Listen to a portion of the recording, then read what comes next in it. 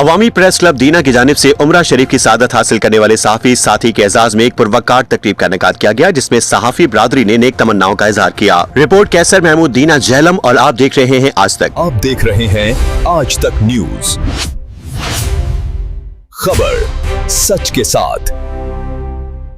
अवामी press club दीना की team ने नुमाइंदा K2 न्यूज लियाकत मुगल को उमरा शरीफ की अदायगी पर मुबारकबाद पेश की। इस मौके पर सरप्रस्त आला मुगल रफीक भोला, चेयरमैन राना आरिफ, सदर कैसर महमूद, ज्वाइंट सेक्रेटरी उस्मान मुगल और मेंबर लाला लहरासब मुगल उनके घर पहुंचे। साफियों ने लियाकत मुगल को फूलों के हार पहनाए और उनके लिए नेक ख्वाहिशात का इजहार किया।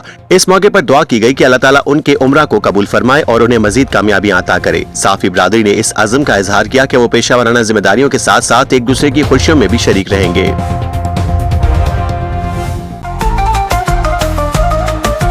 आज तक न्यूज, खबर सच के साथ।